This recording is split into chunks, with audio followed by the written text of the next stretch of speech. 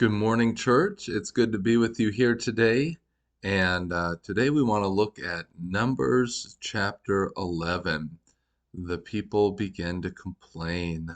They just have set out. They've been where they at the base of Mount Sinai for about 11 months. They've received the law. They're ready to go into the promised land. And now they're setting out for the first time, and they've been eating that manna all this time, almost a year of eating that manna that God has been providing, and they're sick of it.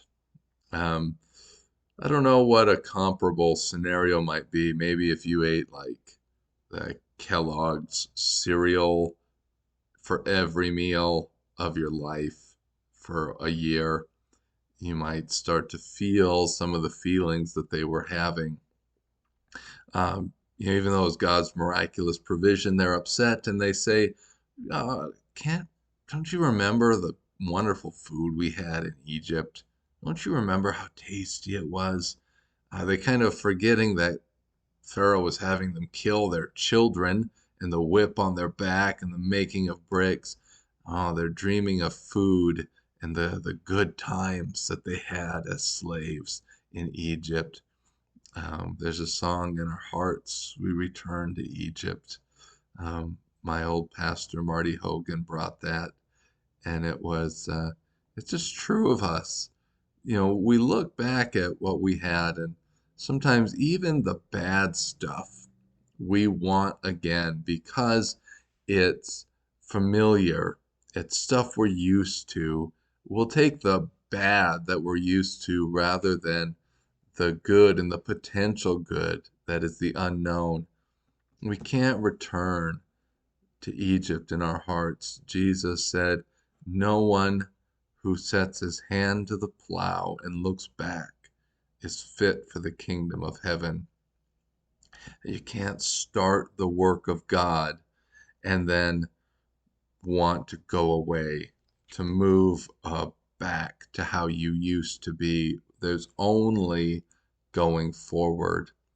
And look at what happens in chapter 11 with these folks. And it says, a wind, verse 31, a wind sent by the Lord came up and blew quail in from the sea. It dropped them all around the camp. They were flying 3 feet off the ground for about a day's journey in every direction. The people were up all that day and night, and all the next day gathering the quail.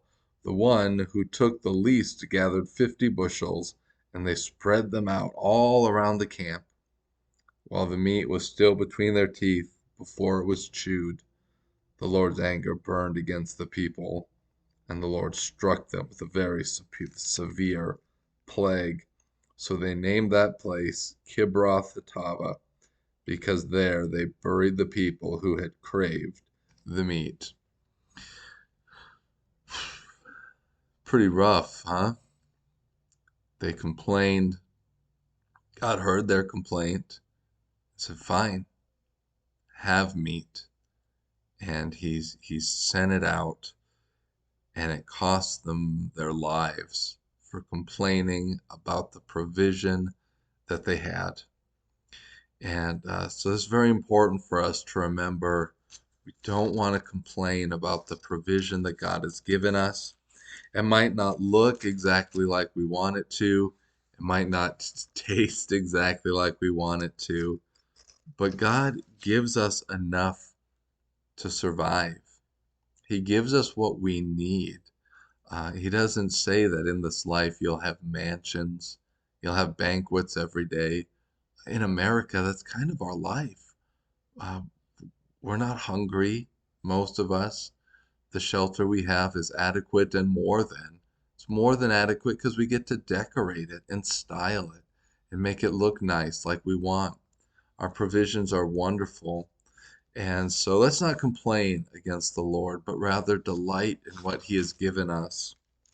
And I want to talk too about the 10 silver trump or the 2 silver trumpets that God made, and that they are to sound out for battle, sound out for the encampment. Ezekiel has a reference back to these when he says If the trumpet doesn't make a distinct noise, who will prepare themselves? And he issues it in a sense of being a watchman of Israel, that we need to declare to people their sin, or he did, and that if he didn't, people would die in their sin, but it'd be his fault. Their blood would be on their head. It's one of the most striking images to me, and these trumpets is what Ezekiel is referring back to.